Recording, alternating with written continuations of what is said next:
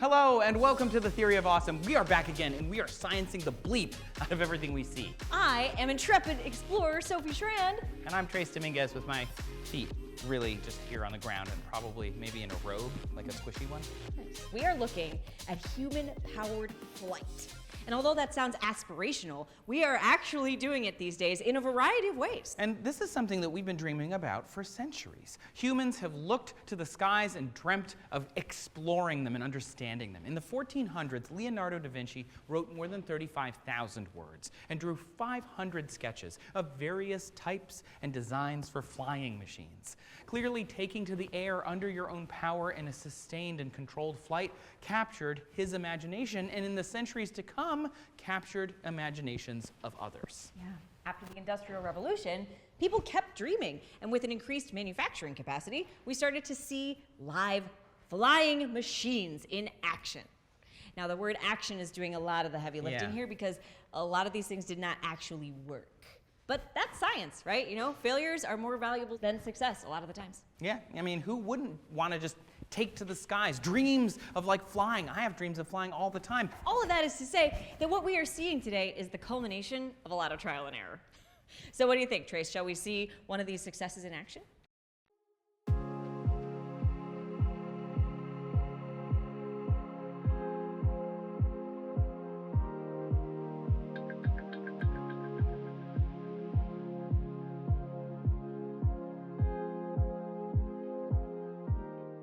We've got Jeff Elkins here to talk to us about this amazing vehicle.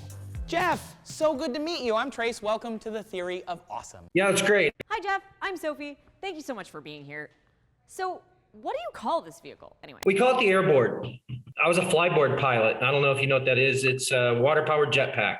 When we started designing the airboard, it was like, hey, well, it doesn't use water, so you can't call it a flyboard. So we just called it airboard. That was the number one name. Airboard is a very cool name. And it stuck, so it's been that ever since.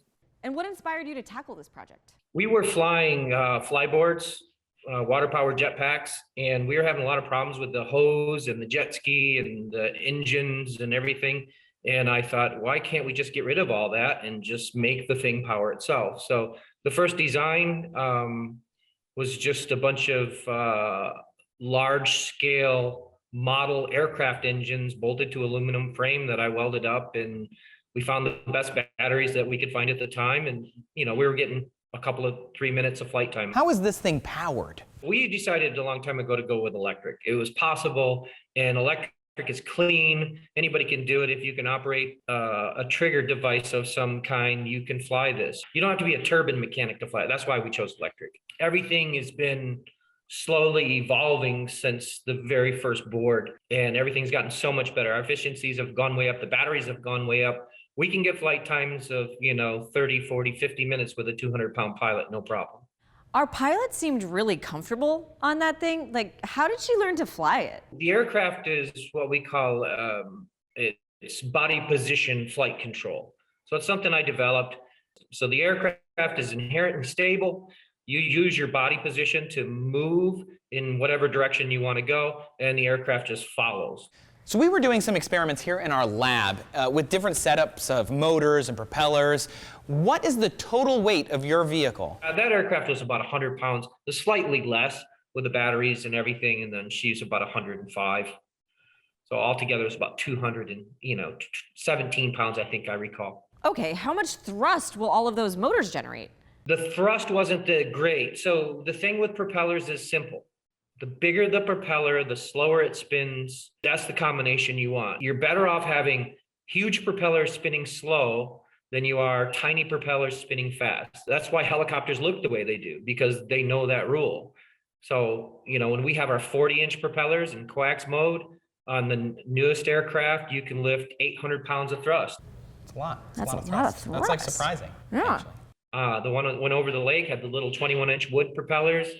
spinning at high RPMs, and you're swirling more air than you're thrusting down. Jeff, do you have any more plans for new flying machines or like any new developments for this one? Personal flight has been kind of an exclusive club, and I want to give personal flight to the masses. Let's get people up on these things. It's not that difficult. These propellers, we can 3D print them now. So we've got a new printer. If you break a propeller, you've got a stack of them in a box, and you just slap a new one on. The motors, everything has been waterproofed, and that's the thing people need to understand is we'll all have personal flight vehicles.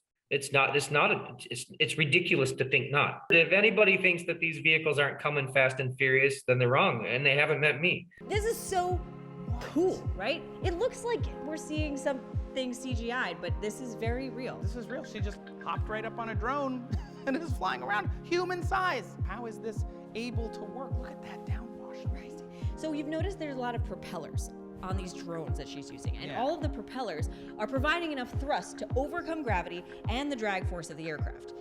Vertical takeoff vehicles need a thrust to weight ratio of at least 1.15, and that's really pushing it. Yeah. Most have like a higher thrust ratio because the maneuvering down of those lower ranges is actually really difficult. I've got some propellers we can actually play with over in the lab. Do you want to maybe mosey? Oh, yes, let's mosey. We're talking about aspirations and imaginations that have fueled the pursuit of human-powered flight through the centuries. Before the break, we talked about early propeller designs, but a lot has changed since then. So when you look at the shape of this propeller, you'll notice it's not a screw shape like Archimedes made. It wasn't until the Wright brothers realized that a propeller should be shaped like an airfoil, like a wing, that the modern propeller was born. They realized something else really cool too. The propeller spins faster at the tip than it does at the root, or the center. Since the tip is traveling a greater distance in the same amount of time and velocity equals distance over time, we get a lot more speed out here at the edge of the propeller, and that creates a dramatically uneven distribution of forces. So what they did to kind of alleviate that is twist the blade to change the pitch along the leading edge. So smart. So smart. So what I want to know is, how much thrust can we generate with this motor and propeller setup right here? We've got our rig set up, we've got a Newton scale, and that should give us a pretty good idea. 1 Newton is the amount of force required to move 1 kilogram, 1 meter per second per second. So that just means that with 1 Newton of force, the kilogram increases its velocity by a meter per second. So an average performing drone, for example, has a thrust to weight ratio of about 1.5. So now we just need to figure out how much one of these propellers provides. For that, I think we should get a Kevin. Ooh, I think that's a great idea. Let me twist the... Wow. Okay, we're at 1 Newton. We're at 2 Newtons. We're pushing like 100 feet per minute. Whoa! Whoa! Whoa! I mean, look at this. 1,700 feet per minute. Check out his hair. Look at your hair! Anecdotal evidence. It still looks good. Thanks. You're welcome. Wow, and that's just a propeller. Thanks.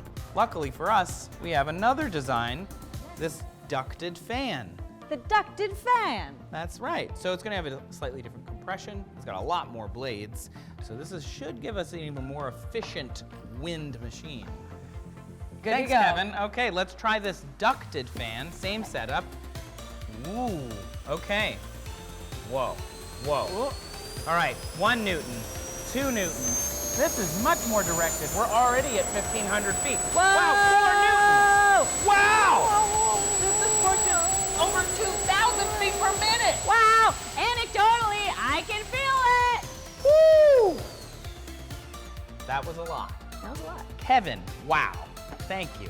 That was crazy.